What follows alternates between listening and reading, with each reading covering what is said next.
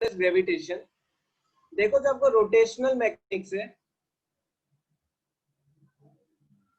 जो इससे पहले वाला चैप्टर है, that I will take after this gravitation, क्योंकि I asked some student about their syllabus. तो कुछ बच्चे बोले कि सर हमारा ग्रेविटेशन आ रहा है एग्जाम में, हमारा ग्रेविटेशन एग्जाम में आ रहा है, इसलिए मैंने ग्रेविटेशन पहले ले लेता हूँ ताकि प्रॉब्लम ना हो। सर पीडीएफ प्रोवाइड करेंगे? हाँ पीडीएफ मिल जाएगा।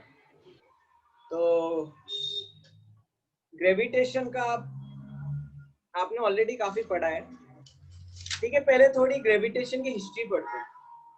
हिस्ट्री ऑफ ग्रेविटेशन काफी इंटरेस्टिंग है, कैसे ये कॉन्सेप्ट ग्रेविटेशन का आया। सर वो एप्पल वाली? एप्पल नहीं, एप्पल से पहले बहुत कुछ हुआ है। तो ठीक है, actually if you go very deep in history, if you go in history and if you go something 2000 years before,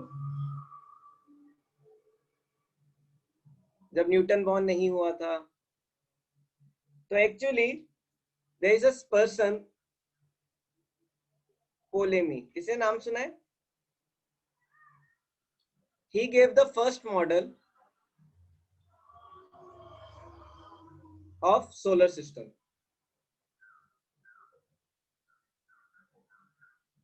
कितनों ने नाम सुना है पोलेमी?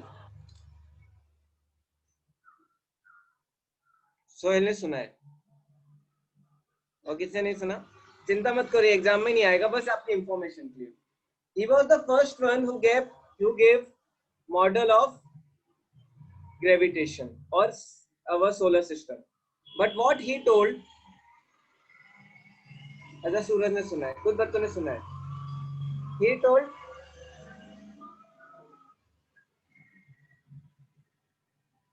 ऐसा है क्या? Okay, he told Earth is the center of solar system.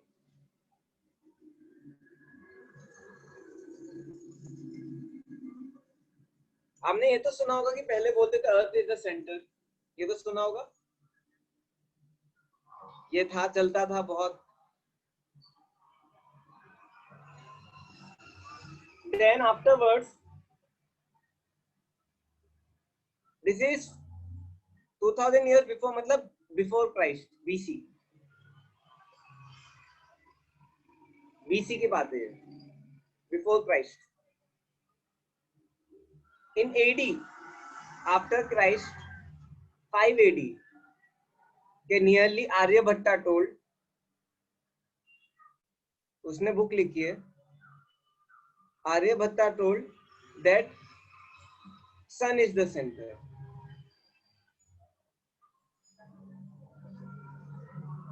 मतलब कि अगर आर्यभट्टा की राइटिंग्स देखोगे, if you see the writings of Aryabhatta, उसकी राइटिंग्स में लिखा है sun is the centre of solar system.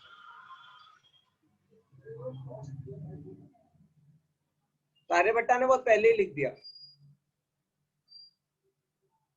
लेकिन वेस्ट में अभी भी उनको लग रहा था कि क्या है सेंटर में, अर्थ इज द सेंटर।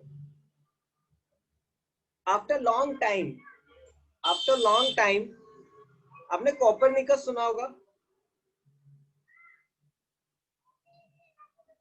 कितनों ने कोपरनिकस सुना है? कोपरनिकस सुना है आपने? Copernicus nearly approx 4070, he told in west that sun is the center.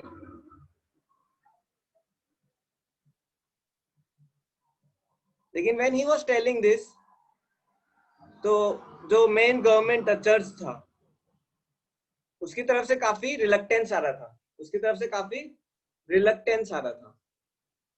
सो उन्होंने क्या किया, कोपरनिकस को क्या किया,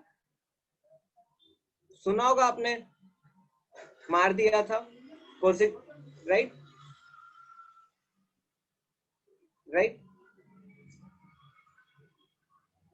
लेकिन कोपरनिकस का एक बहुत अच्छा फ्रेंड था, या सपोर्टर बोल सकते हैं, सपोर्टर, जो उसकी टीचिंग्स को आगे लेके गया।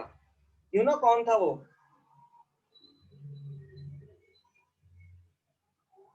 Okay, he was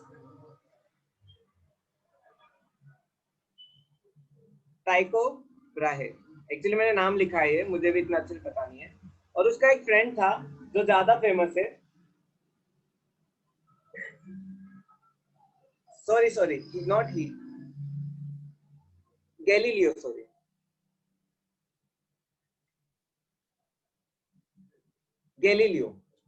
Galileo was the supporter of Copernicus.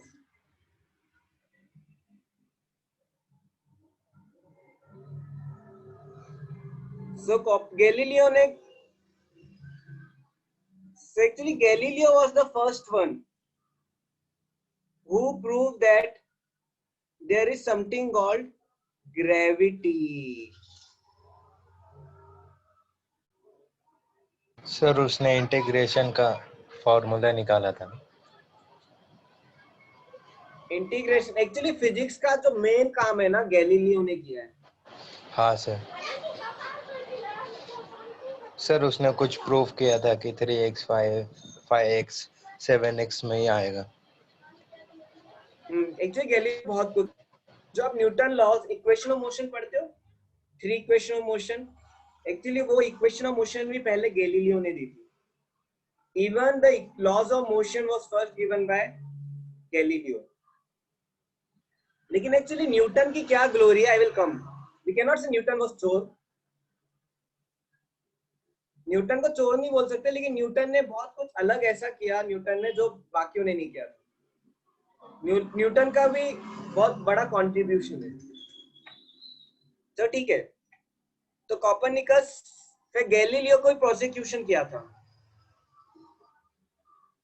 After long time. अब गैलीलियो ने क्या क्या प्रूव किया? गैलीलियो ने प्रूव किया that gravity exist which is equal to 9 point what, gravity exist 9.8 everywhere in universe. 9.8 बाद में आएगा.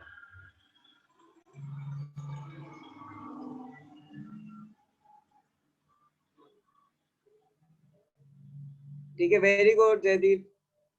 गैलीलियो ने ये प्रूव किया कि gravity exist everywhere in universe and it is constant for earth. Constant. Sir इसने ये भी प्रूफ किया था ना कि अगर फेदर और स्टोन फेंकेंगे तो दोनों एक साथ वही it is constant for earth. Gravity earth की कांस्टेंट है. उसने क्या किया, बहुत सारे ऑब्जेक्ट एक साथ फेंके, बड़ा पत्थर, छोटा पत्थर, बहुत छोटा पत्थर. और फेदर भी उसने बोला था कि वो भी फॉलो करेगा, लेकिन उस टाइम वैक्यूम क्रिएट नहीं होता था. जयदीप क्या हो गया?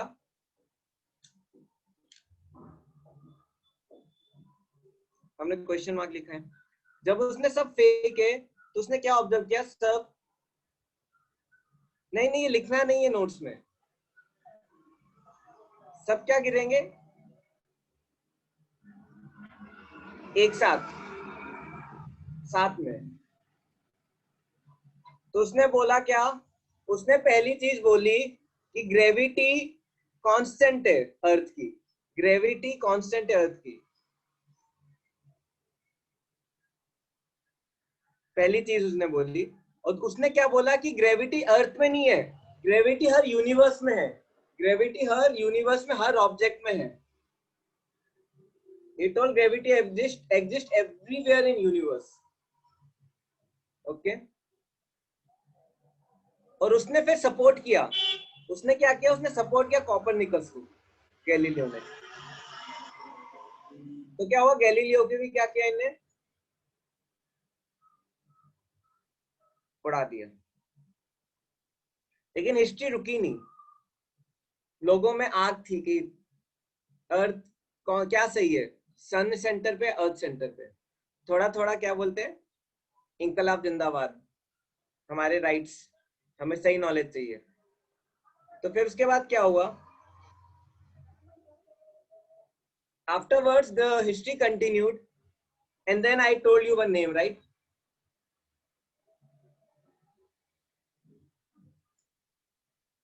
एक मिनट बस. I told, sorry.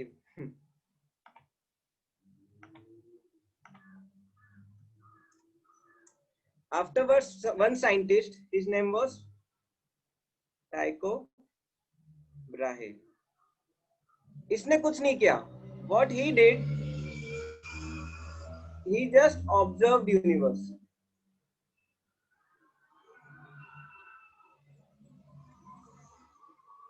ये कब की बात है? This is about 1540. वो कब आए थे? वो 1470. ये 1470, 1471, 72 की बात है. मतलब अप्रोक्सीमेटली कितने साल बाद? 60 years मान लो. 60, 50 to 60 years. 50 to 60 years he observed universe. और उसने हर each day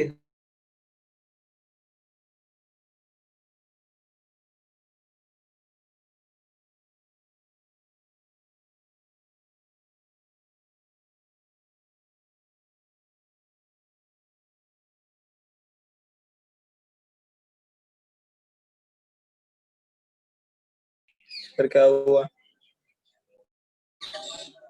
तो फ्रीज हो गया आप?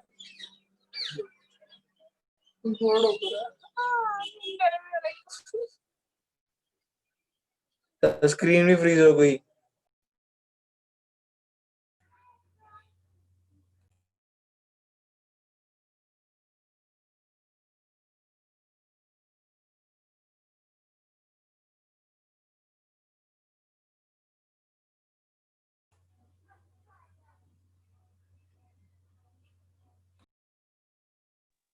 Audio audio.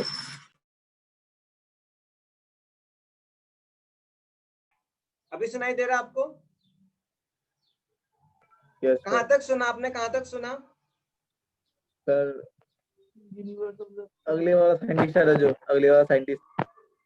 अच्छा मैं मैं इतनी देर से बोल ही रहा था. I am speaking from last 5-10 minutes. देखो टाइको ब्राहे हो गया था, राइट? ये मैंने बताया, ये देख लिया था आपने? नहीं सर. ठीक है. No sir. टाइको ब्राहे ये सुना? टाइको ब्राहे सुना, राइट?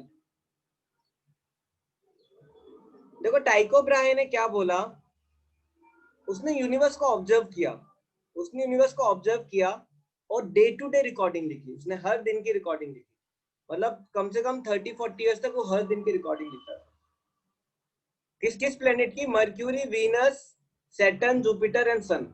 ये 5 चीजों की पोजीशन कहाँ है, पहले कहाँ थी, अब कहाँ है, पूरा रिकॉर्डिंग लिखता था. ही डिड फॉर, उसने बहुत बड़ी थीसिस लिखी. उसने बहुत बड़ी थीसिस लिखी. बड़ी डिक्शनरी, मतलब वो ना एनसाइक्लोपीडिया टाइप, बड़ी सी हर डे की रिकॉर्डिंग. अब इसका एक स्टूडेंट था. He had one student. His name was Kepler. उसने पूरी थीसिस को रीड करके, अब आजकल दुनिया के पास टाइम तो है नहीं, सब इंस्टेंट चाहिए, सबको इंस्टेंट चाहिए सब कुछ. मैगी दो, 2 मिनट नूडल्स, हर चीज क्या चाहिए? इंस्टेंट. तो केपलर बोला ये कौन पढ़ेगा इतना सारा काम, कौन पढ़ेगा इतना सारा थीसिस? तो उसने क्या किया, उसने 3 लॉ बनाए. उसने बोला जो भी मेरे टीचर ने वर्क किया है, जो भी मेरे टीचर ने वर्क किया है, वो सारा काम ये 3 लॉ में मैंने कंप्लीट कर दिया. इसलिए केपलर बिकम वेरी फेमस. तो पहले ग्रेविटेशन की एक्चुअल स्टार्टिंग कहां से हुई? केपलर के लॉ से. This is the beginning of gravitation. जो न्यूटन ने जब अपनी बुक लिखी, जो ग्रेविटेशन आप पढ़ रहे हो, that is what, that is written by Newton. तो जब न्यूटन ने लिखी तो उसने स्टार्टिंग कहां से की? केपलर के लॉ से. लेकिन केपलर ने सिर्फ theory the. Kepler has just given theory. इनने सिर्फ क्या किया? ऑब्जर्वेशन लिखी. Observation, right? इनने सिर्फ एक ऑब्जर्वेशन लिखी और उसको लिख दिया. अब देखो केपलर की थ्योरी क्या थी? फर्स्ट थ्योरी और फर्स्ट लॉ. मेरी आवाज आ रही है ना आप सबको? Yes sir. बोलते रहना. चलो ठीक है.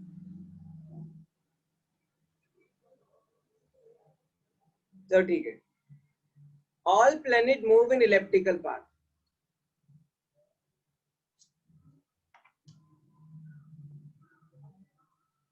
with sun situated at one of the focus of the ellipse.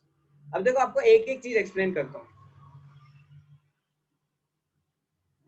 लिखने की जरूरत नहीं है, आपको नोट्स दे दूंगा मैं. लिखना है तो लिखो. केपलर लॉ से स्टार्ट होता है चैप्टर. अगर आप नोट्स बनाते तो बना सकते हो. अब देखो केपलर का जो ये लॉ है, 3 लॉ है, इसकी आपको डेफिनेशन वर्ड टू वर्ड याद करनी पड़ेगी, वर्ड टू वर्ड। सर याद है। अगर याद है तो अच्छी बात है। देखो ये वर्ड टू वर्ड याद करोगे तो एग्जाम में मार्क्स मिलेंगे। नॉलेज के लिए तो मैं आपको ऐसे ही बता सकता हूँ है क्या। अब देखो उनने बोला, केपलर ने पहली चीज क्या बोली, हम जो सोचते हैं कि सन सेंटर पे है और earth is rotating in circular path, usually what we say, sun is at center and earth revolves around the sun in circular path। ये गलत है। अर्थ इज नॉट,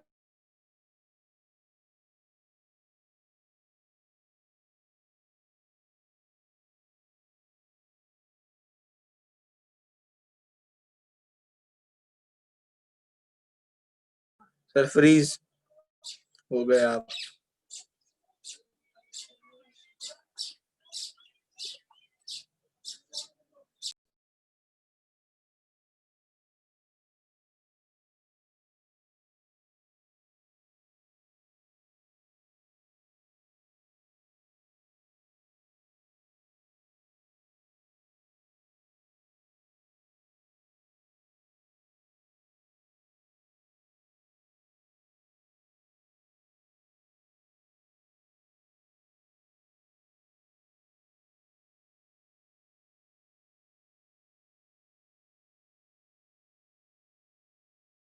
आवाज आ रही स्टूडेंट्स?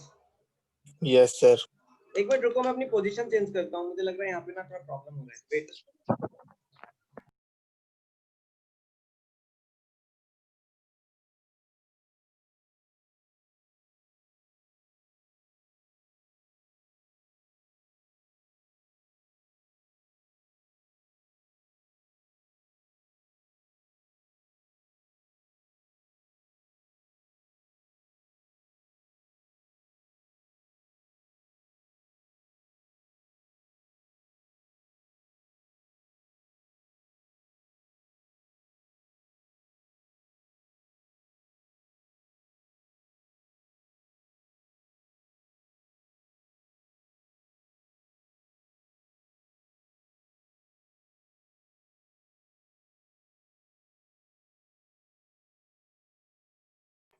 ओके, अब आवाज आ रही है students? Am I audible yes now? Sir. I hope अब प्रॉब्लम नहीं होगी।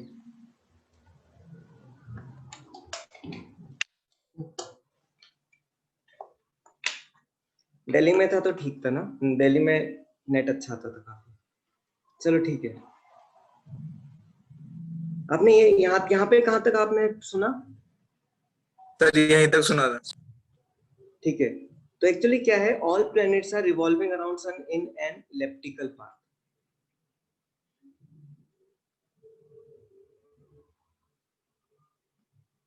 तो जो जितने भी प्लैनेट्स हैं वो क्या है, इलिप्टिकल पाथ में मूव करते हैं सन के अराउंड। सन क्या है मेरा, सन, अब देखो जब भी ऑब्जेक्ट इलिप्टिकल पाथ में,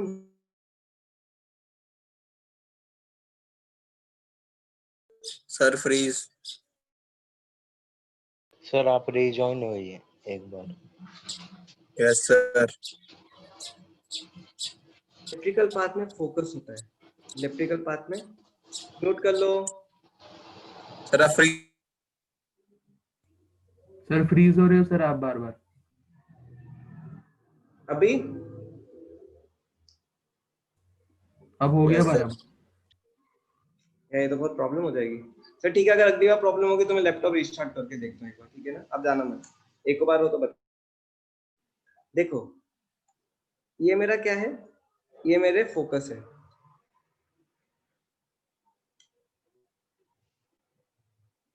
आपने फिजिक्स में पढ़ा होगा, मैथ्स में पढ़ा होगा, राइट?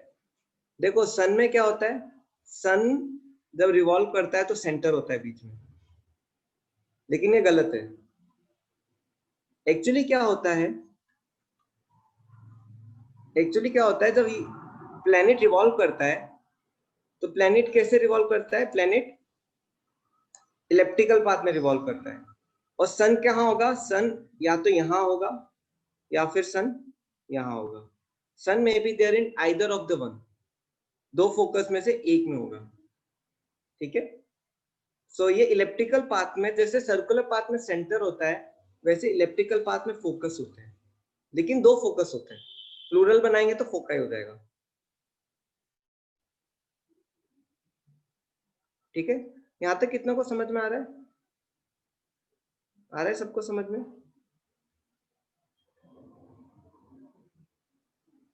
ठीक है, बोलते रहना, कुछ तो टाइप करते रहो, मुझे पता चलेगा कि चल रहा है।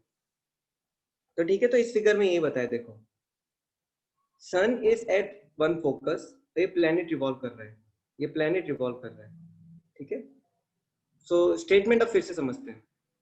The statement is all planets revolve in elliptical path with the sun situated at one of the foci of the ellipse।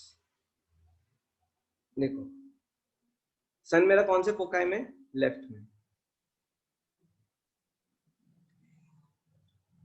ठीक है, अब देखो ये फर्स्ट लॉ है।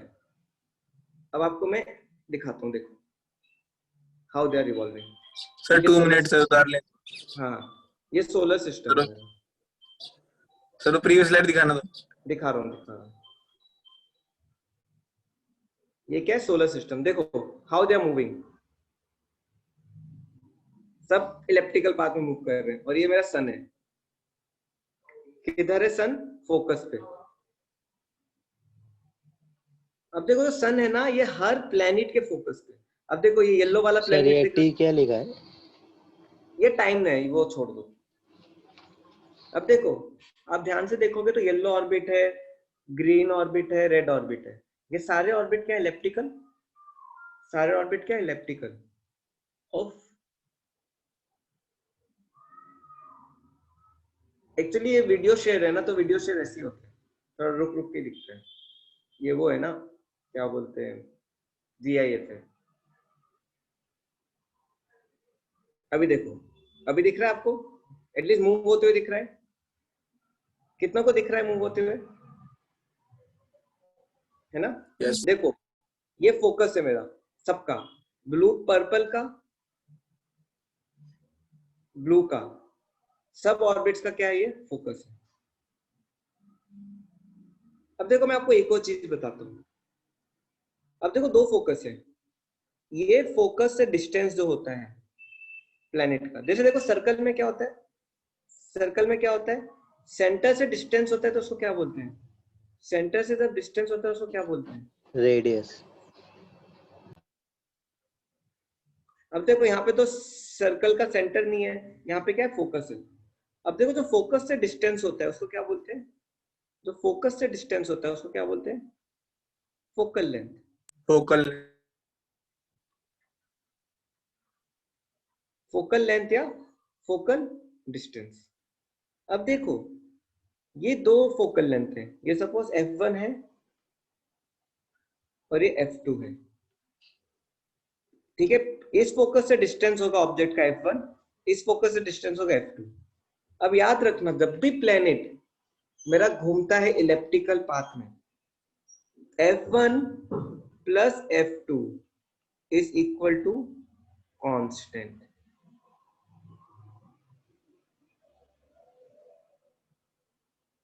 ठीक है, सपोज अब इधर देखो, सपोज मेरा एक प्लेनेट है यहाँ पे, ये प्लेनेट घूम के आएगा यहाँ पे, सपोज ये B है। अब देखो ये मेरा है F और ये मेरा F डैश। अब ये डिस्टेंस क्या होगा? FB हो जाएगा। ये डिस्टेंस क्या हो जाएगा? F dash B। अब देखो इन दोनों का सम क्या होगा? FB plus F dash B is equal to same F1 plus F2। Suppose मैं एक तीसरा पॉइंट लेता हूं, suppose I take third point,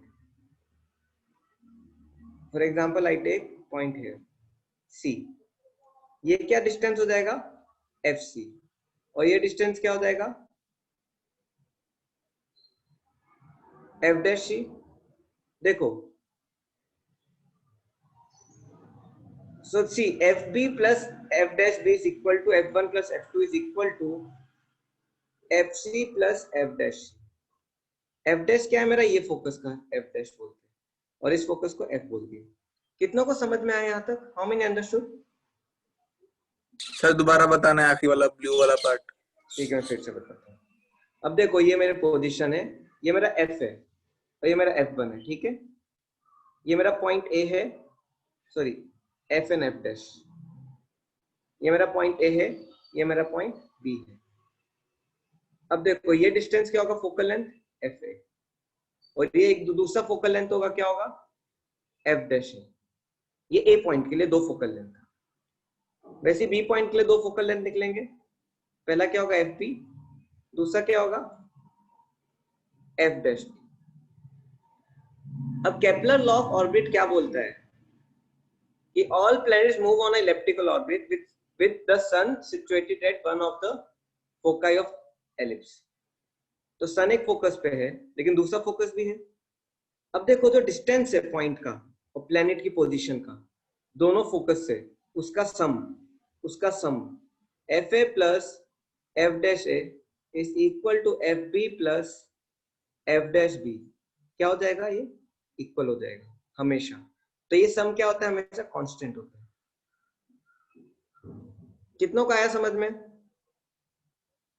yes बना, ठीक है। अब केपलर देखो, ये मैंने बताया, देखो ये ब्लू क्या है, मेरा ब्लू लाइन बता रहा है। रेड क्या है, रेड लाइन, जो डिस्टेंस है किससे, फोकस से। देखो हमेशा सम क्या रहेगा, कांस्टेंट। देखो ब्लू लाइन का डिस्टेंस जो पहला फोकस है और जो रेड लाइन का डिस्टेंस जो दूसरा फोकस है, वो बदलेंगे, लेकिन दोनों का सम हमेशा 10 होगा। देखो सम हमेशा क्या है, 10 है। कितनों का आया? सर ये बहुत अच्छा है, किलर विजुअलाइजेशन। Yes sir. आ रहा है आपको? अथर, साहिल, अब आपने साहिल लिखा है, कौन सा साहिल है, साहिल माने या साहिल दूसरा? अच्छा दोनों साहिल है,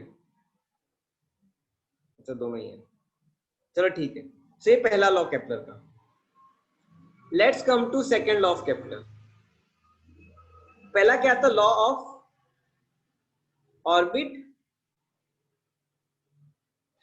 दूसरा क्या है, law of areas.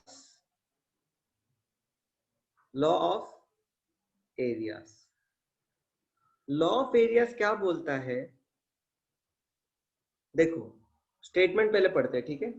The line that joins any planet to the sun sweeps equal area in equal interval of time। sweeps equal area in equal interval of time, ठीक है।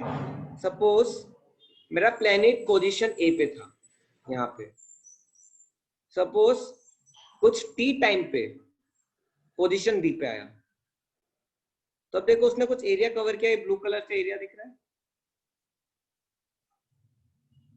मैं फ्रीज हो गया क्या?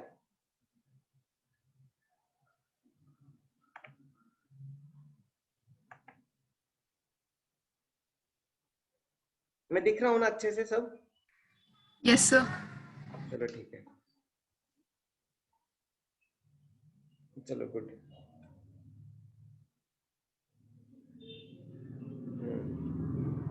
एक्चुअली उसकी गलती नहीं है, मेरे ऑलरेडी कितने बार डिस्कनेक्ट हो गया हूं, तो उसको लग ही रहा होगा कि मेरी प्रॉब्लम है।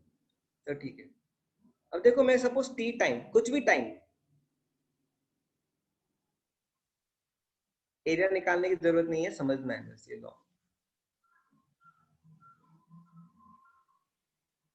अब देखो ये टी टाइम पे उसने कुछ एरिया कवर किया, ठीक है, चलो नो प्रॉब्लम। अब फिर टी टाइम पे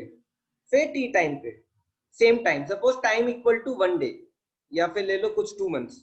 प्लेनेट ने 2 मंथ्स में कुछ A to B आया, उसका एरिया x था। फिर अगर मैं 2 मंथ्स ट्रेवल करूंगा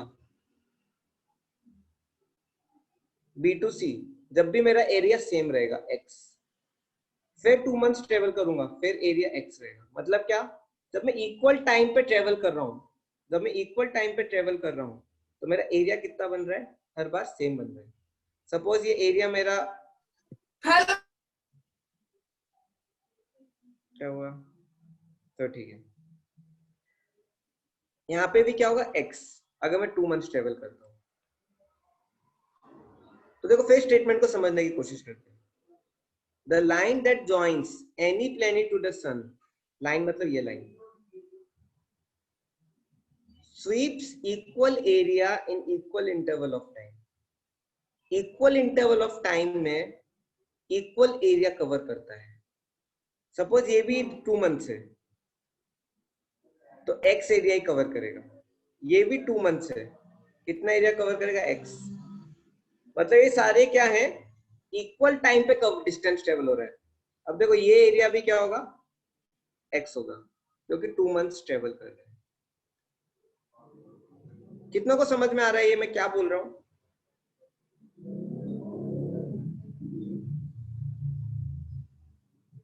कितनों को समझ में आया? No sir. नहीं आया? No sir. फिर से समझाता हूँ,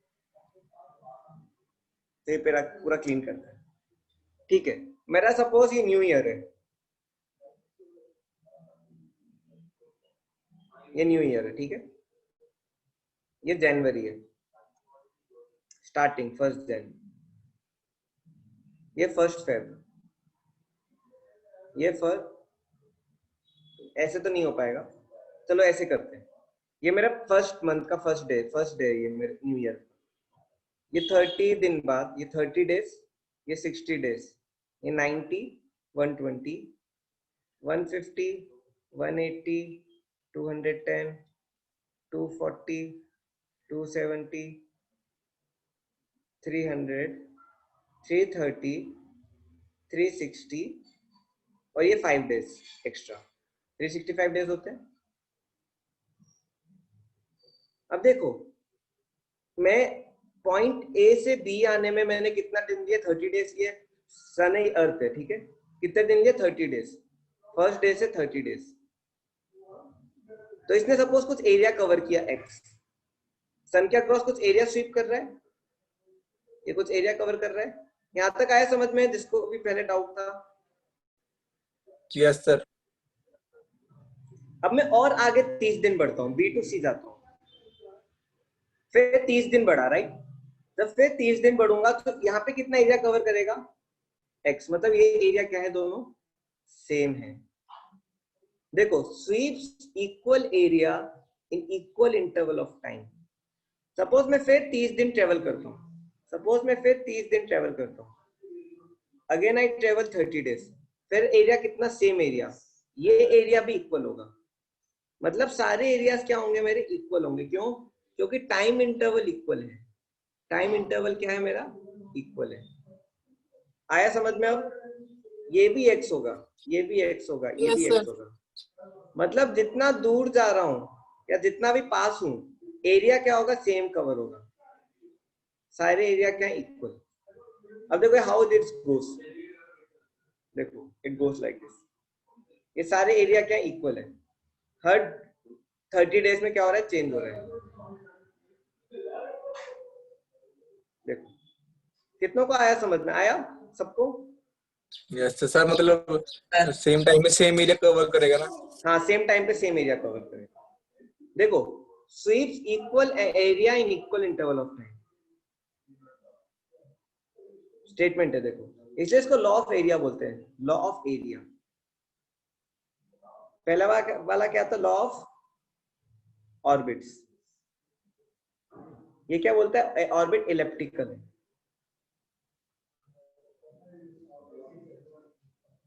तो लॉ ऑफ एरियाज। अब थर्ड लॉ है लॉ ऑफ पीरियड्स। अब देखो लॉ ऑफ पीरियड्स के लिए भी मुझे आपको एक कॉन्सेप्ट बताना होगा, एक कॉन्सेप्ट बताना पड़ेगा, ठीक है।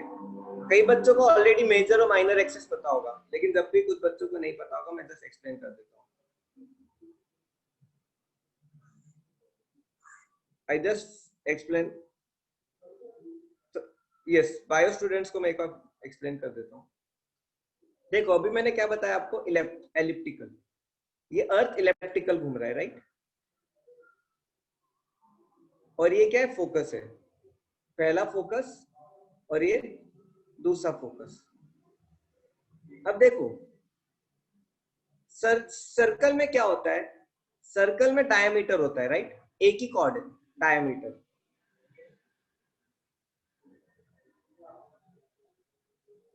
ये क्या है, डायमीटर।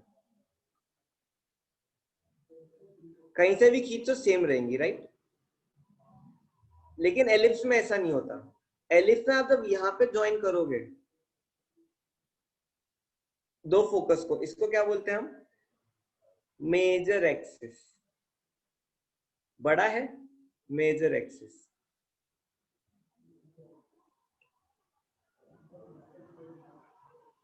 इसकी लेंथ होती है 2a। ये लेंथ क्या है मेरी, 2a। अब ये सेंटर है, राइट साइड ये लेंथ a है और ये दूसरी राइट साइड a है। दोनों सेंटर से right side a, left side a, total sum 2a। Similarly इसमें एक और एक्सिस होती है, क्या बोलते हैं इसको, परपेंडिकुलर। देखो सेंटर से मैं परपेंडिकुलर बनाता हूं। This axis is known as minor axis. Minor axis की लेंथ होती है 2b। ये लेंथ ऊपर की इतनी b और नीचे की इतनी b। देखो सेंटर से ऊपर लेंथ b है, सेंटर के नीचे लेंथ b है, टोटल लेंथ 2b होगी। वैसे ही सेंटर के राइट में लेंथ a है, सेंटर के लेफ्ट में लेंथ a है, टोटल लेंथ कितना हो गया, 2a। ठीक है, तो a को क्या बोलेंगे, semi minor axis, semi major axis, क्योंकि हाफ है, सेमी मतलब हाफ, सेमी मेजर एक्सिस। जैसे आप रेडियस को बोलते हो क्या, सेमी डायमीटर, राइट? जैसे रेडियस क्या होता है, सेमी डायमीटर, मतलब डायमीटर का हाफ। वैसे बी को क्या बोलोगे आप, बी को आप बोलोगे सेमी माइनर एक्सिस। कितनों को आया ये समझ में आया?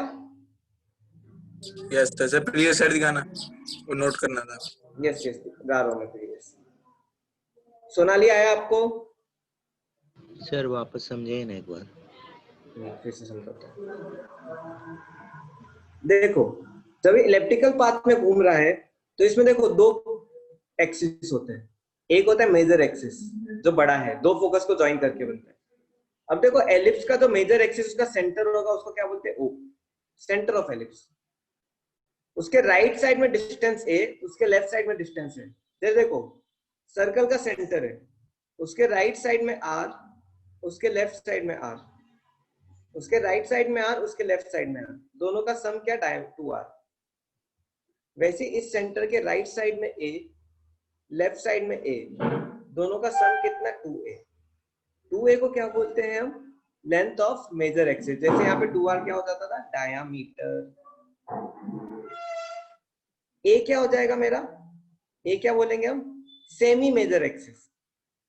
जैसे r क्या हो जाएगा मेरा, सेमी डायमीटर। लेकिन एलिप्स में दो एक्सिस होते हैं, ये मेजर एक्सिस है, एक एक्सिस होता है माइनर एक्सिस। ये क्या है मेरा, माइनर एक्सिस, जो परपेंडिकुलर है मेजर के, सेंटर से पास होता है। अब देखो सेंटर के ऊपर b होगा, सेंटर के नीचे b होगा, दोनों को सम कर दो क्या हो जाएगा, 2b। ये क्या है, माइनर एक्सिस की लेंथ। और b क्या हो जाएगा, सेमी माइनर एक्सिस। आया समझ में? चलो अब मैं वापस पीछे जाता हूं। अब क्या, थर्ड लॉ, जो मैंने आपको दो लॉ बताए थे केपलर के दो, अब केपलर का थर्ड लॉ। थर्ड लॉ को बोलते हैं, कौन सा शिवम, ये स्लाइड पे आना था आपको? No sir, third law of period. हाँ थर्ड लॉ पे आ रहा हूं। देखो थर्ड लॉ थर्ड लॉ क्या होता है? Law of period. Law of period क्या बोलता है? लॉ ऑफ पीरियड क्या बोलता है? The square of the time period of revolution. नहीं, फोकस को ज्वाइन करके, हाँ देखो फोकस को 2 पॉइंट लेते हैं और लाइन ज्वाइन करके कहां पे कंबाइन करते हैं? पाथ में, यहां तक। ये लेंथ नहीं है मेरी मेजर एक्सिस, मेजर एक्सिस मेरी ये है, दिस इज मेजर एक्सिस। ये क्या है? फोकस के बीच का डिस्टेंस है।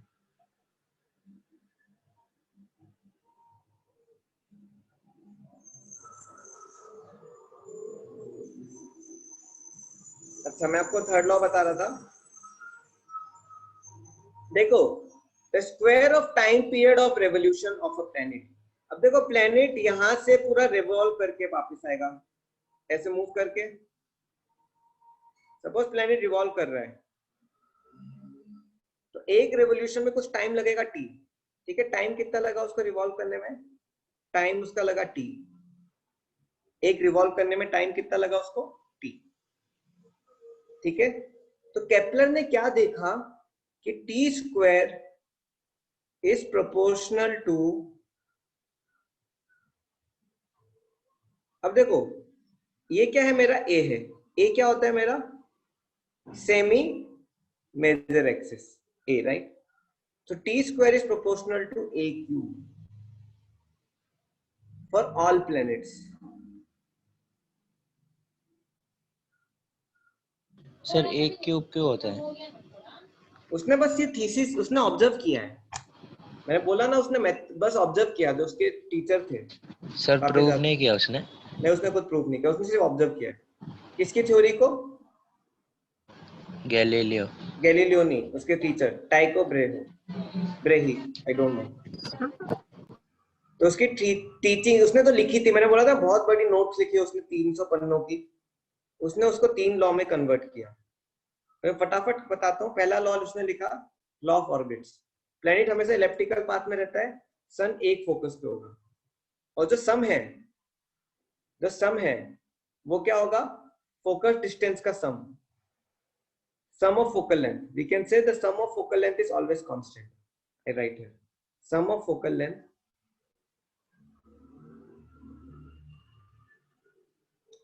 is constant,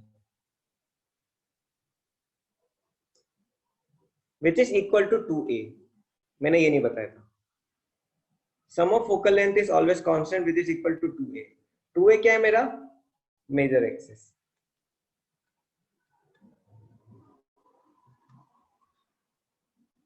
तीसरा क्या था? Law of area. मतलब क्या? इक्वल एरिया इक्वल टाइम पे कवर करेगा। So it's equal area in equal interval of time.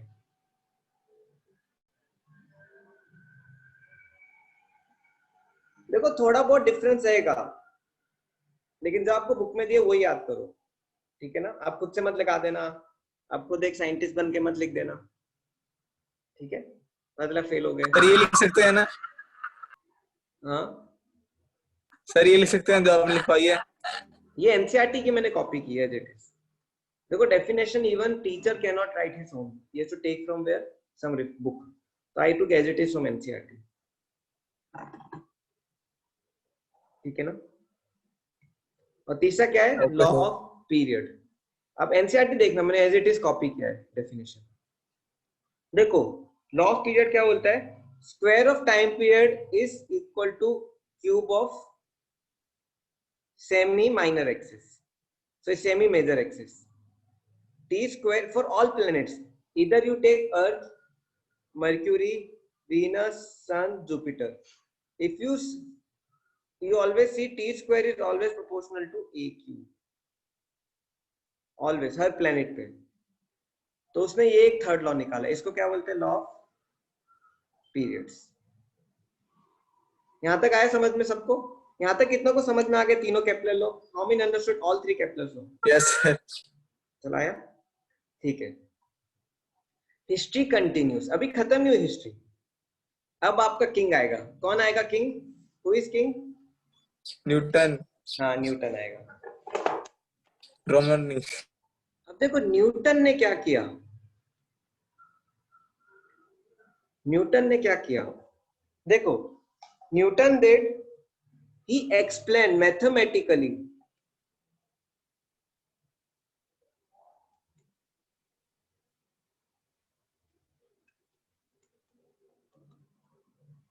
Kepler's law, उसने मैथमेटिक्स लगाया, मतलब बोला मैंने बोल दिया, ये बोलते ना मैंने ये होगा, लेकिन प्रूफ क्या है, राइट? आप जैसे आपको 10th क्लास में क्वेश्चन आता था, राइट? तो आप क्या करते थे, कुछ भी बीच में लिख के क्या करते थे, hence proof, LHS equal to RHS, hence proof,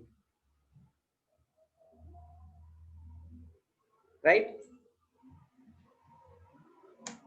लेकिन ऐसा न्यूटन ने ऐसे नहीं किया। न्यूटन ने क्या किया, ठीक है, केपलर ने एक स्टेटमेंट्स दिए, केपलर ने स्टेटमेंट्स दिए, लेकिन न्यूटन ने क्या किया, उसको प्रूव किया, मैथमेटिकली प्रूव किया। Newton mathematically explain Kepler's law, that was the great contribution of Newton. Second, Galileo ने क्या बोला था, गैलीलियो ने बोला कि हर जगह ग्रेविटी है, गैलीलियो ने क्या बोला, हर जगह ग्रेविटी है यूनिवर्स में और कांस्टेंट ग्रेविटी है।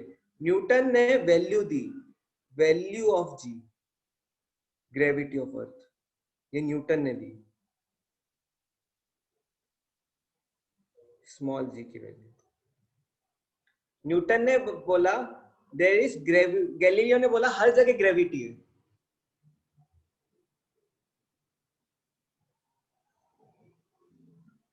उसने गैलीलियो ने बोला क्या, हर जगह ग्रेविटी है, हर जगह क्या है, ग्रेविटी है।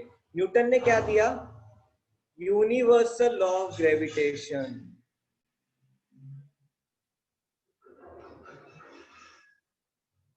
उसने ये पूरी थ्योरी लिखी, universal law of gravitation. Universal law of gravitation क्या है, यूनिवर्सल लॉ ऑफ ग्रेविटेशन क्या है कि हर जगह ग्रेविटेशनल फोर्स है, लेकिन उसने एक कांस्टेंट भी दिया, क्या, universal constant. This was the greatest contribution of Newton ji. हाँ, न्यूटन चोर नहीं था, न्यूटन ने उनके काम को मैथमेटिकली प्रूव किया। देखो because of this was accepted everywhere, because Newton ने मैथमेटिकली प्रूव किया।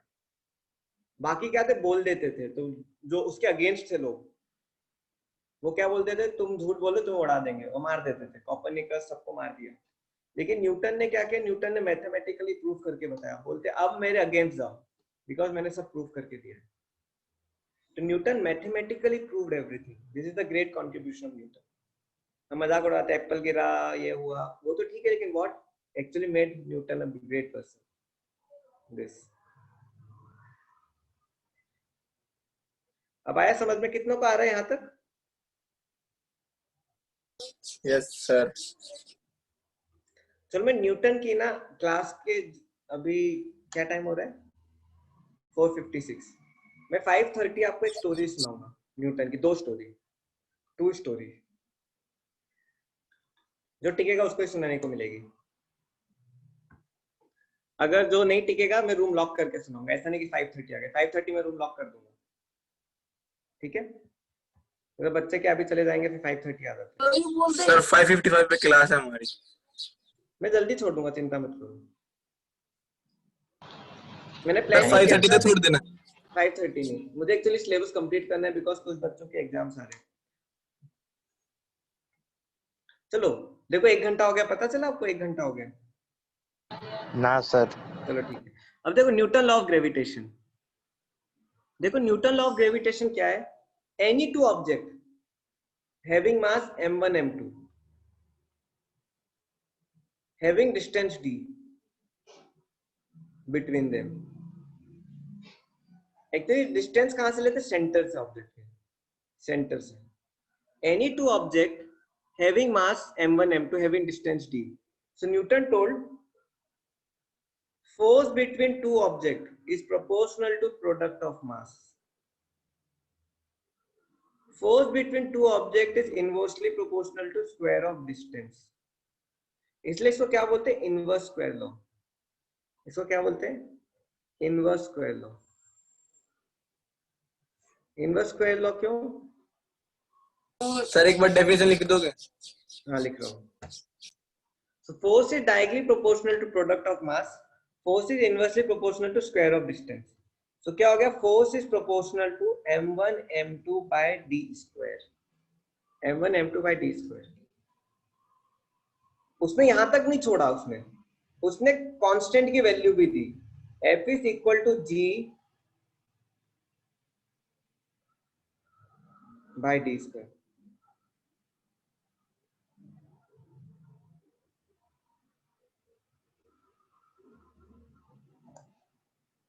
Force is equal to g m1 m2 by d square. ठीक है. g क्या है मेरा? Is known as universal gravitation constant.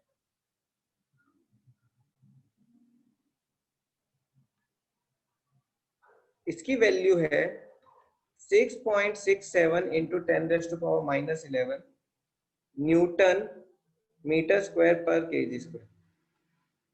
आप में से कोई मुझे बता भी रहा था, राइट? अब देखो इसकी डेफिनेशन क्या है. Newton law of gravitation, universal law of gravity. Newton, इसका एक्चुअल नेम है Newton universal law of gravitation.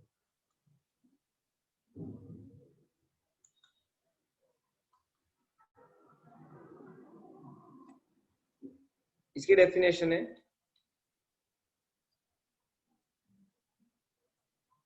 Force experienced by two masses is directly proportional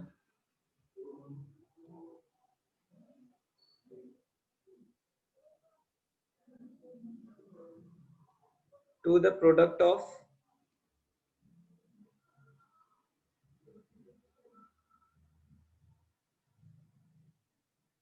we can say two objects.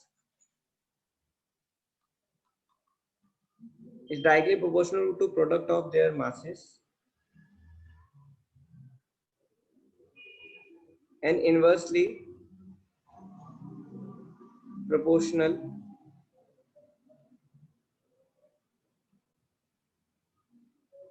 to the square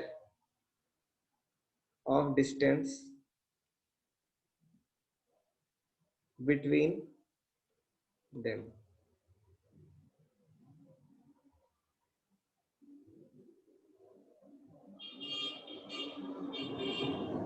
देखो यही है, इतना बड़ा statement क्या है? Force is proportional to square of masses and inversely proportional to square of distance. ये final है definition. And the constant, ये लॉ की डेफिनेशन नहीं है. The constant is known as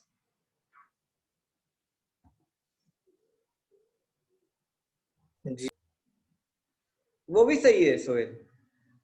ये क्या है मेरा? Universal constant. इसकी वैल्यू.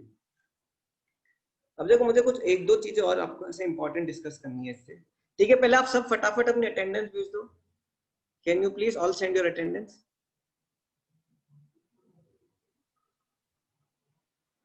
और आप सिर्फ सैटरडे फ्राइडे को मत आया करो, सैटरडे और मंडे को भी आया करो.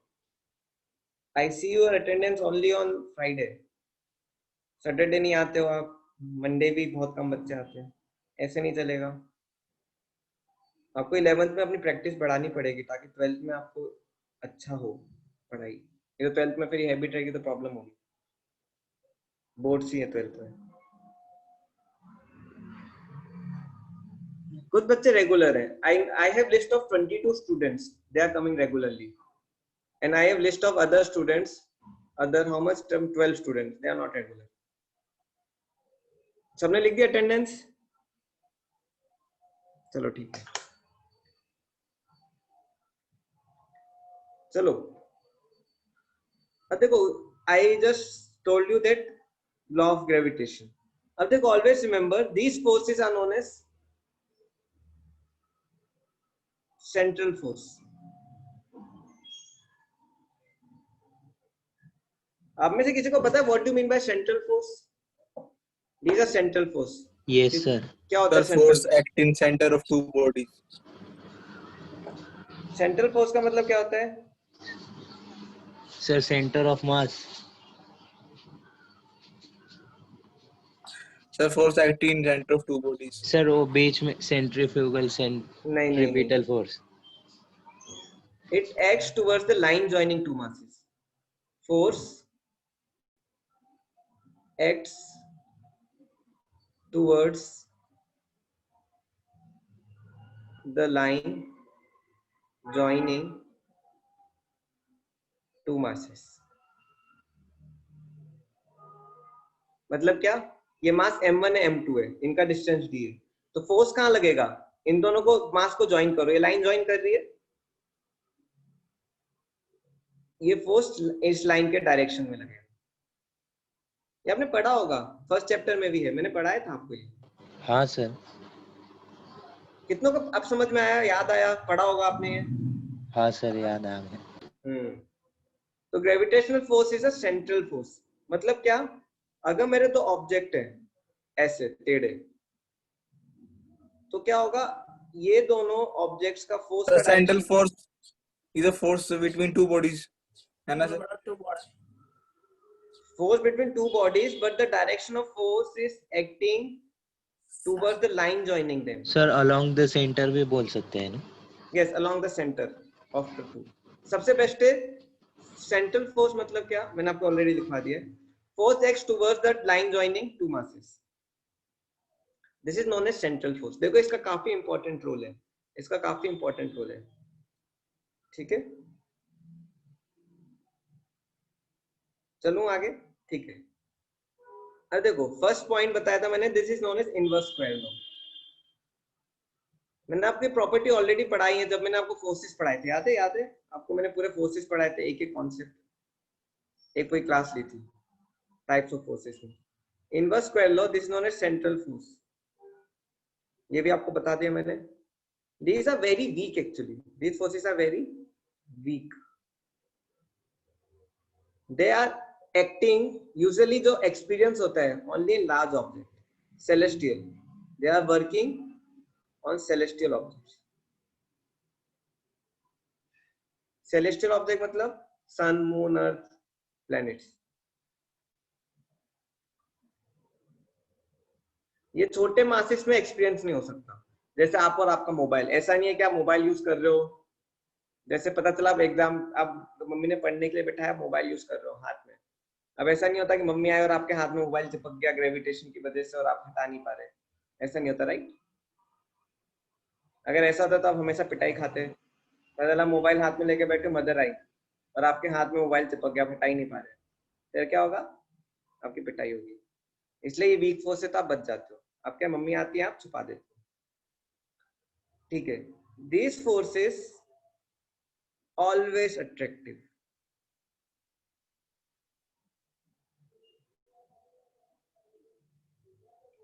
These forces are always attractive. Fifth point.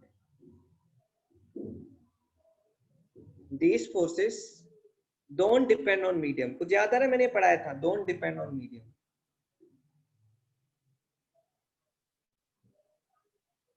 मतलब क्या?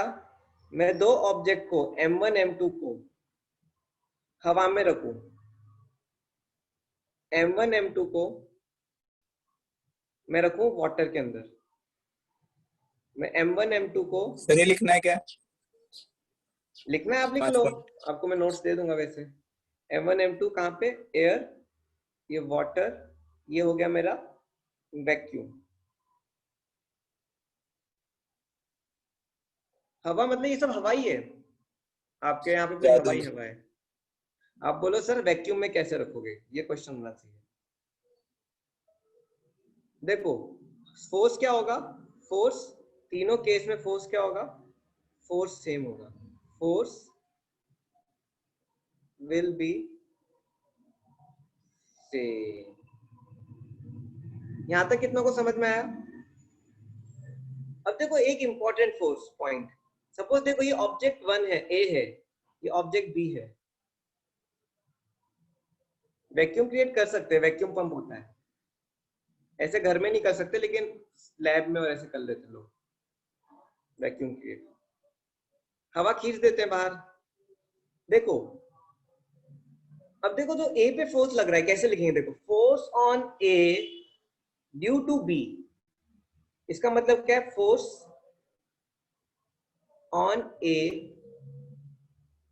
ये this is the way of writing, force on A due to B is equal to F A B. ये क्या हो जाएगा, F B A, force on B due to A. अब देखो इस फोर्स की वैल्यू और इस फोर्स की वैल्यू, देखो ये ग्रेविटेशन फोर्स होता है ना, दोनों पे इक्वल लगता है। मतलब क्या, F A B is equal to F B A is equal to G. Suppose ये एम है, ए है, ये एम बी है, और डिस्टेंस क्या है, आर। डी कुछ भी ले लो, M1 M2 MA MB B R कुछ भी, G MA MB upon R square. ये क्या होता है मेरा फोर्स, दोनों पे equal. This is all about gravitation. ये 6th पॉइंट। तो क्या इनवर्स स्क्वायर लॉ है, 1 by r square पे डिपेंड है। सेंट्रल फोर्स है, x towards line joining, both of them. Very weak, always attractive, don't depend on medium, and it is always equal for both the object. कितनों को समझ में आया यहाँ तक? सर ये फॉर्मूला बता दो सर, फॉर्मूला बता आखिरी दो। वाला सर, मतलब समझा दो आखिरी वाला। एफ ए बी क्या है, force on A due to B. देखो ए पे कौन फोर्स लगा रहा है, ए पे बी फोर्स लगा रहा है,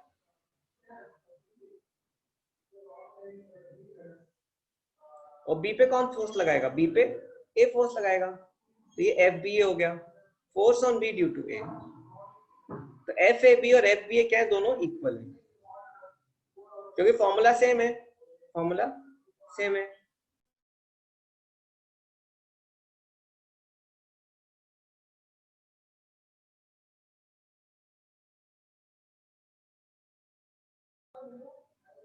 ओके सर पर हमें MA MB से नहीं पढ़ाया था सर। अरे M A M B M1 M2 कुछ भी ले लो, मास है कि नहीं दो। हाँ सर। चलो ठीक है, अब कुछ क्वेश्चंस करते हैं। ये ऑब्जेक्ट है मेरा M1, सर हम कैपिटल M लिखते हैं ना, मास ऑफ कैपिटल अर्थ के स्मॉल लिए, कुछ भी ले लो आप। मास ऑफ अर्थ के लिए। हाँ मास ऑफ अर्थ कैपिटल, मैं उस पे आऊंगा।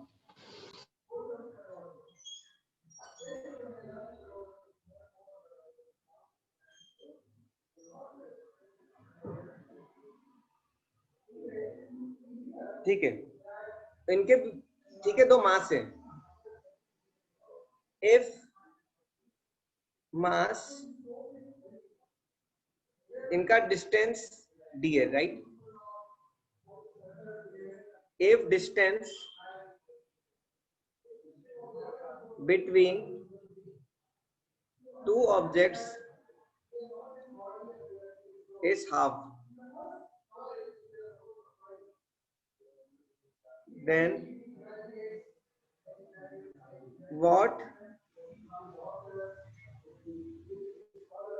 will be the effect on force between them?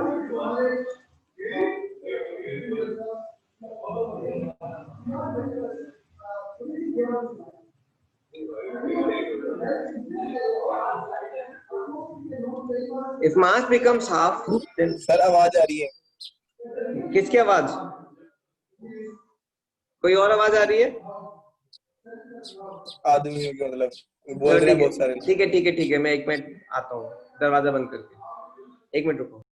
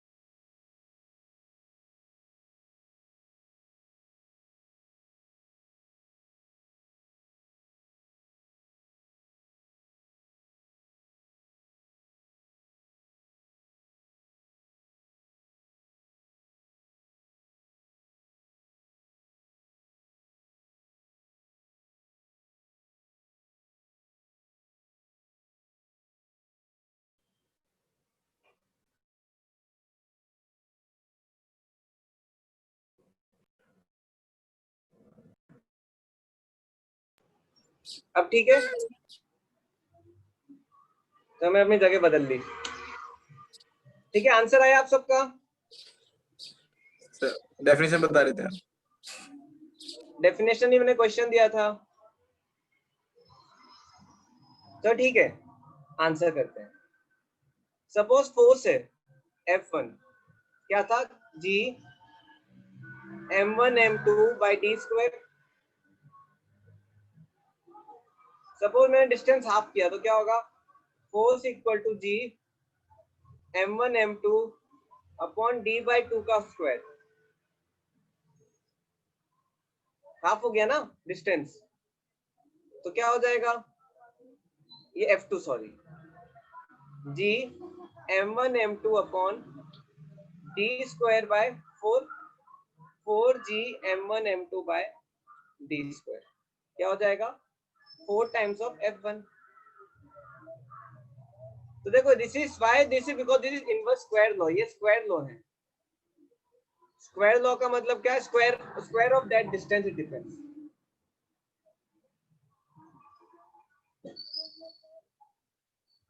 आया जयदीप समझ में? गायत्री, भक्ति, रितेश, संकेत, सरिता, तनुजा, हैरी।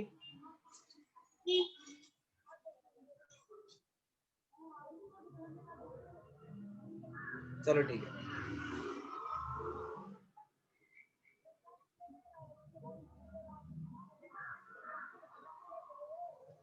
चलो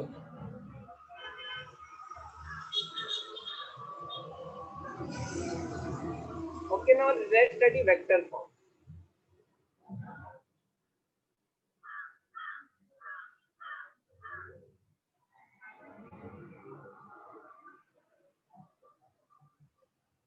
सर हर जगह वेक्टर्स।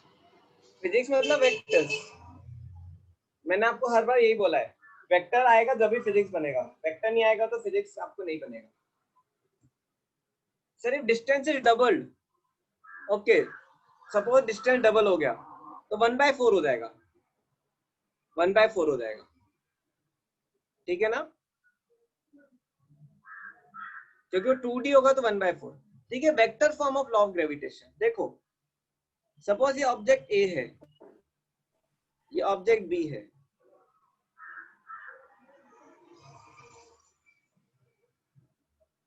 अब देखो इस पे फोर्स क्या लगेगा? Force on A due to B in vector form.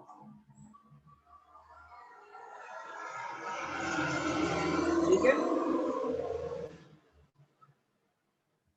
अब सपोज ये मेरा कार्टेशियन सिस्टम है, उसमें ए और बी है। ठीक है, अब आप स्टूडेंट्स, आपको पोजीशन वेक्टर याद आ रहा है? पोजीशन वेक्टर याद है? हर पोजीशन वेक्टर होता है। सपोज देखो ए की पोजीशन वेक्टर है, सपोज ए का पोजीशन वेक्टर है आर ए, बी का पोजीशन वेक्टर है आर बी। ठीक है, अब देखो एफ ए बी वेक्टर क्या होगा?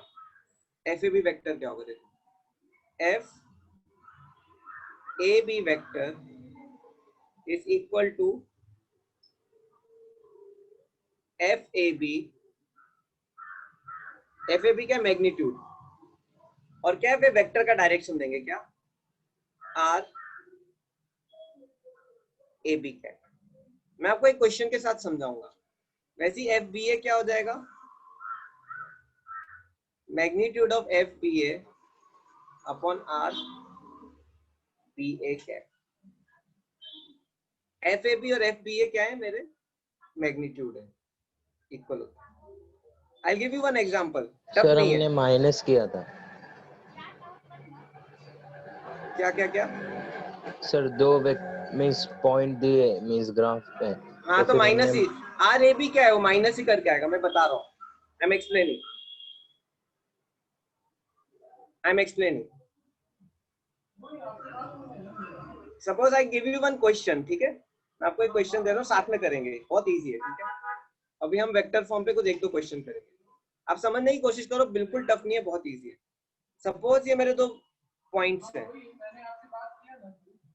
सपोज ये पॉइंट है 1,2, प्रीवियस स्लाइड।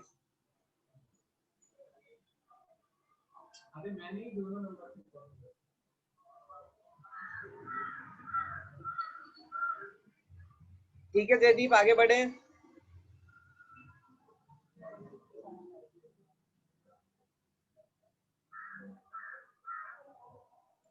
Yes, sir. चलो ठीक है।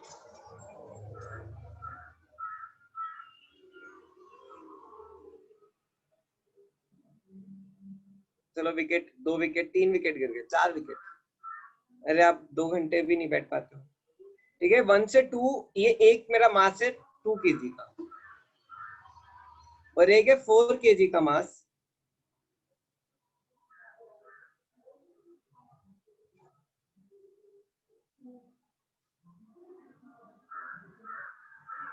ठीक है, ये 1 से 2, और ये पॉइंट हो गया मेरा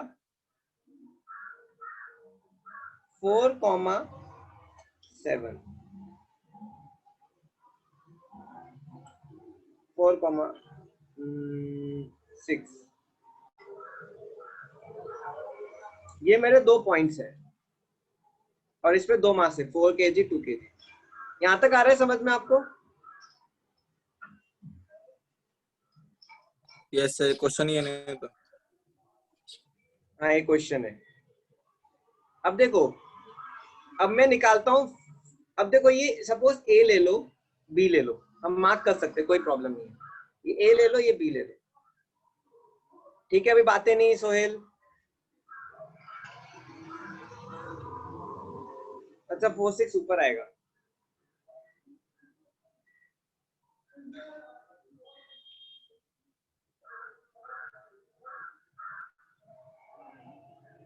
अब ठीक है, अब मुझे क्या करना है, मुझे इन दोनों के बीच में फोर्स निकालना है वेक्टर फॉर्म में। अब देखो कैसे निकालते हैं। ये पॉइंट ए है, ये पॉइंट बी है। पहले इसका मैग्नीट्यूड निकाल लो। ये डिस्टेंस कितना होगा? अभी नहीं हुआ टाइम। ये डिस्टेंस कितना होगा? ये distance, what is the distance? और डिस्टेंस फॉर्मूला लगा सकते हैं ये रिजल्टेंट निकाल के। हाँ डिस्टेंस फॉर्मूला लगाओ, डायरेक्ट डिस्टेंस फॉर्मूला लगाओ। क्या है डिस्टेंस? √x1 माइनस सीधे लिखो ना, 3 स्क्वायर प्लस 4 स्क्वायर। क्या है, 5 आया कि नहीं? यस आ गया? सर ऐसा ही होता है। हाँ क्या हो गया? अरे क्या हो गया? मैं दिख रहा हूँ कि नहीं? यस सर, दिख रहे हो सर आप। बोलते रहो, बोलते रहो, कुछ तो बोलते रहो। ठीक है, या फिर टाइप करते रहो। अब देखो फोर्स लगाओ। ये मेरा क्या है? F, force on A due to B, और ये क्या होगा मेरा? Force on B due to A। अब देखो FAB निकालो, इक्वल टू FB है। मैं मैग्नीट्यूड निकाल रहा हूँ अभी, डायरेक्शन नहीं निकाल रहा हूँ, सिर्फ मैग्नीट्यूड। मैग्नीट्यूड इक्वल होता है, क्या होगा? G M1 क्या हो जाएगा? 2 into 4 upon 5, क्या आ जाएगा? 8/5G। ठीक है, G की वैल्यू में नहीं डाल रहा, आप चाहो तो डाल भी सकते हो। 8/5 into 6.67 into 10⁻⁻11। अच्छा 5 स्क्वायर 25 हो गया। G M1 M2 by R square. ठीक है, इसको सॉल्व करो, क्या आ रहा है आंसर?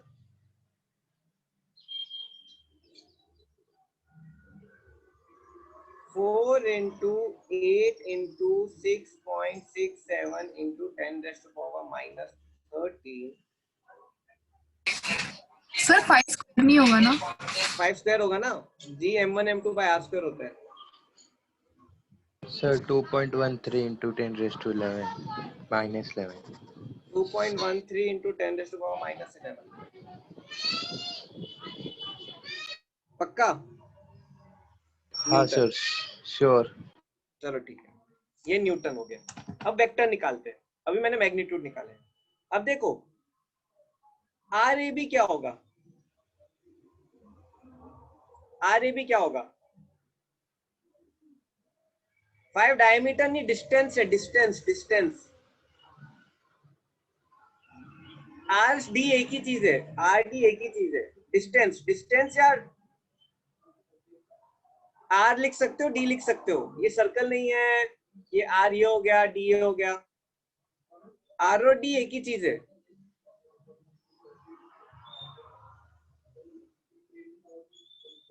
ठीक है, आर ए बी निकालो। आर ए बी क्या होगा?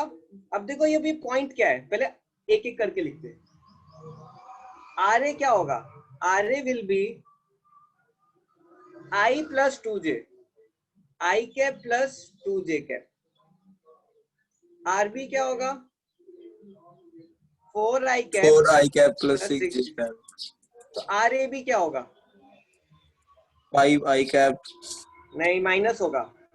R B minus R A. देखो मैं सर ए से 3i बी जा रहा कैप हूँ। Plus 4j cap. 4j। 3i cap plus, तो माइनस क्यों होगा? मैं आई से जे जा रहा हूँ।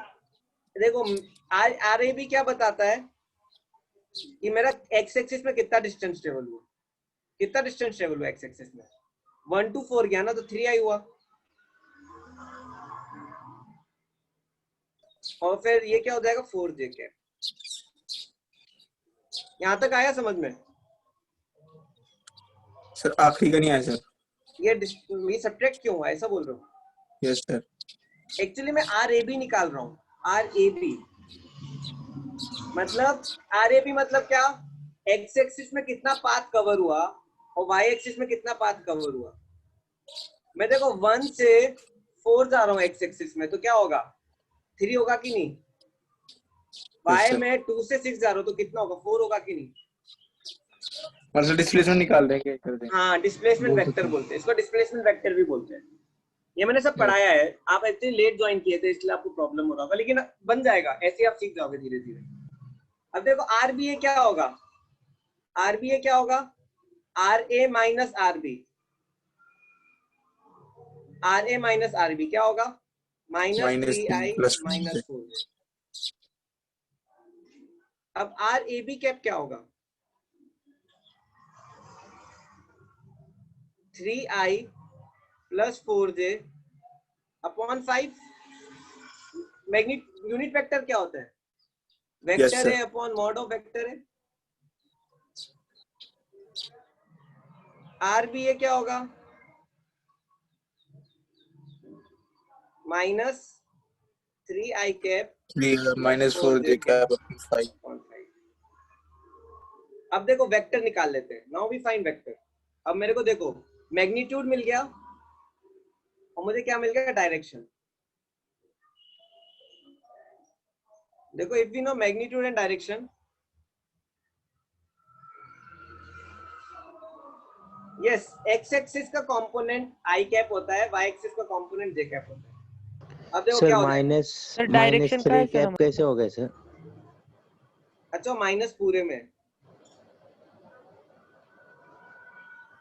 सर हाँ, सर डायरेक्शन कैसे है हमारे पास? कहाँ है डायरेक्शन? ये डायरेक्शन आ गया ना, यूनिट वेक्टर। ये डायरेक्शन मिल गया ए बी का। ए बी कैप क्या है? फोर्स का डायरेक्शन है कि नहीं? और आर बी ए कैप क्या है? ये एफ बी ए का डायरेक्शन है। Yes sir. ये देखो एफ ए बी वेक्टर क्या हो जाएगा? F A B magnitude into direction. Direction क्या मिल जाएगा मुझे? R A B cap.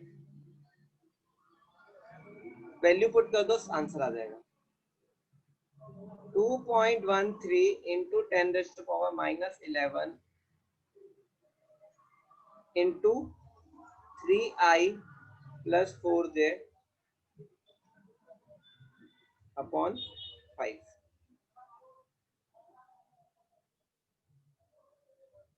ठीक है, कितनों को ये समझ में आया? How many understood this?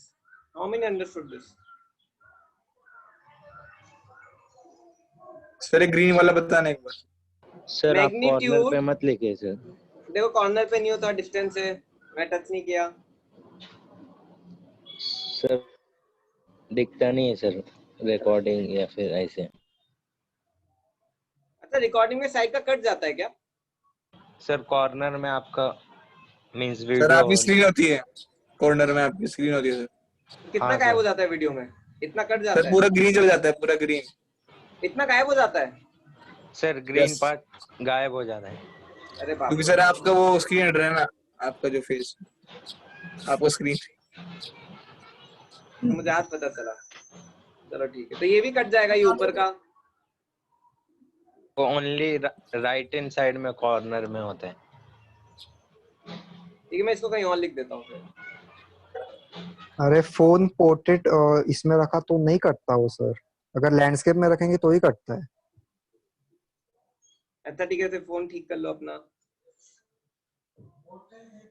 चलो ठीक है, यहाँ पे करते हैं।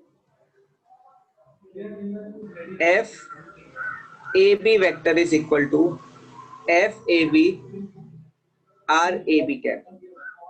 क्या आ जाएगा? 2.13 इंटू 10⁻⁻11।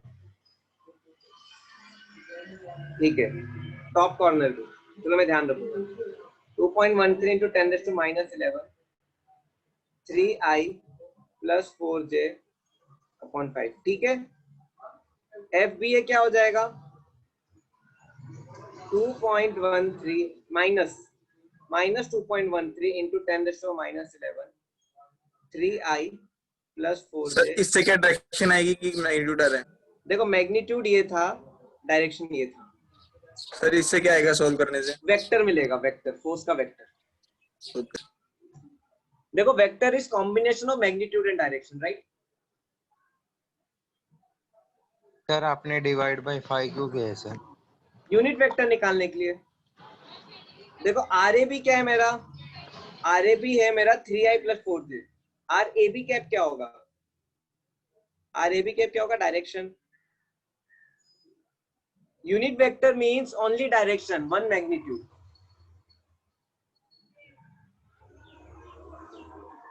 ओके, हो गया 5:30।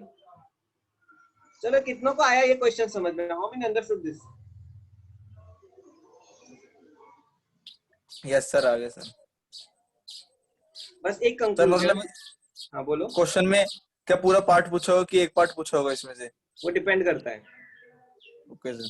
ठीक है, एक चीज हमेशा याद रखना, F A B vector is equal to minus of F B A vector. दोनों एक दूसरे के ऑपोजिट है। आप देख भी सकते हो, दोनों नेगेटिव वेक्टर है।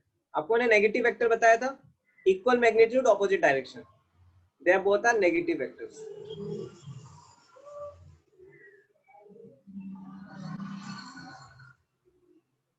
ये तो नहीं कटा मेरा?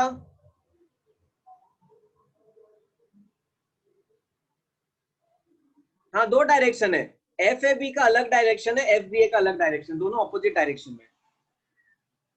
एफ ए बी का अलग डायरेक्शन है, एफ बी ए का अलग डायरेक्शन है। एफ ए बी क्या है? ये फोर्स है। यस, वेट वेट वेट, और एफ बी ए ये है। सोहेल कहाँ डाउट है? जल्दी पूछो। सर लास्ट पार्ट में। लास्ट पार्ट का ये? नहीं सर, यहाँ पे डिवाइड बाय 5 मींस सर अपने मैग्नीट्यूड से डिवाइड क्यों किया वो निकलना। ये यूनिट वेक्टर का फॉर्मूला होता है। Unit vector is vector upon mod of vector. देखो मैग्नीट्यूड क्या है? ये निकला मुझे मैग्नीट्यूड। अब मेरे को फोर्स का डायरेक्शन भी पता करना है ना, वेक्टर का दोनों होता है, मैग्नीट्यूड एंड डायरेक्शन। डायरेक्शन किससे निकालूंगा? डायरेक्शन में यहाँ से निकालूंगा। तो डायरेक्शन मतलब क्या? मुझे आर ए बी समझ गया सर। समझ गए? उसके हाँ, प्रेशर में मत आओ। आपको आया ना? हाँ सर, फॉर्मूला है उसका। है ना? हाँ याद आ सर। गया, चलो ठीक है। सर हो गए ना क्लास? कहाँ हुआ yes sir. Class? Bye sir. कहाँ बाय? Bye sir. अभी 5-10 मिनट रुको, 2-3 क्वेश्चन करो। Thank you sir. Sir school की क्लास है सर। हाँ ठीक है ना, जल्दी छोड़ दूंगा। 2-3 क्वेश्चन तो करो, 5 मिनट में छोड़ दूंगा।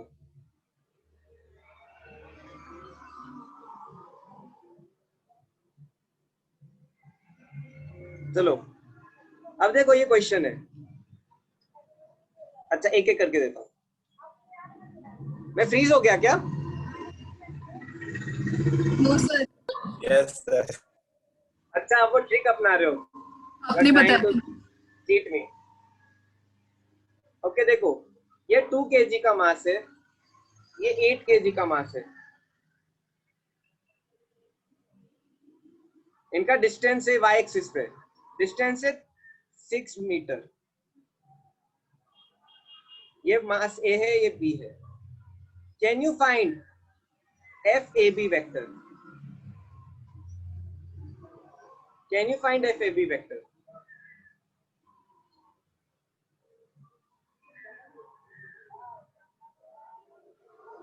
हाँ यूनिटी रहनी चाहिए मेरी ट्रिक की। पर गद्दार होते हैं। चलो ठीक है, देखो मैं बिलीव भी कर लिया था, बाद में मुझे समझ आ गया। चलो ठीक है, don't try this things. Okay FAB vector. अब देखो सॉल्व करो। मैग्नीट्यूड क्या होगा? What will be magnitude? FAB vector का मैग्नीट्यूड क्या होगा? जी m1 कितना है 8, m2 कितना है 2, r स्क्वायर कितना है 6 स्क्वायर। क्या होगा 6.67 into 10⁻11 into 16/36। How many understand this much?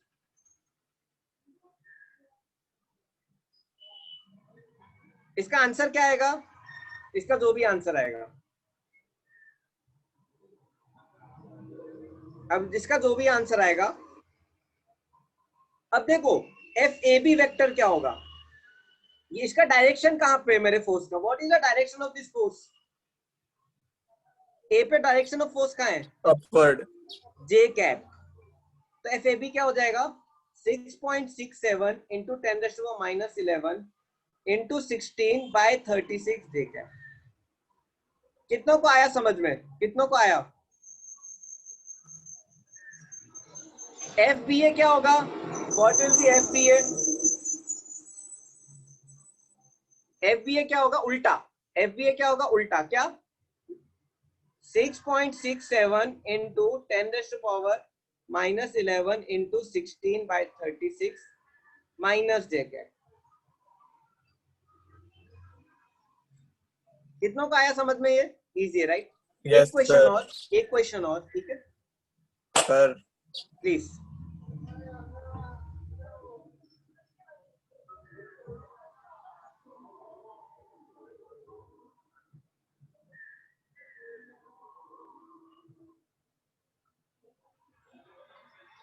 Class है क्या? कब है क्लास आपकी? तो ठीक है कल करेंगे, विल डू टुमारो। कल काफी हद तक मुझे लग रहा है चैप्टर खत्म हो जाएगा आपके, ठीक है? चलो okay, will do tomorrow. Sir thank you. लेकिन आना कल अटेंडेंस बहुत कम रहती है। चलो ओके।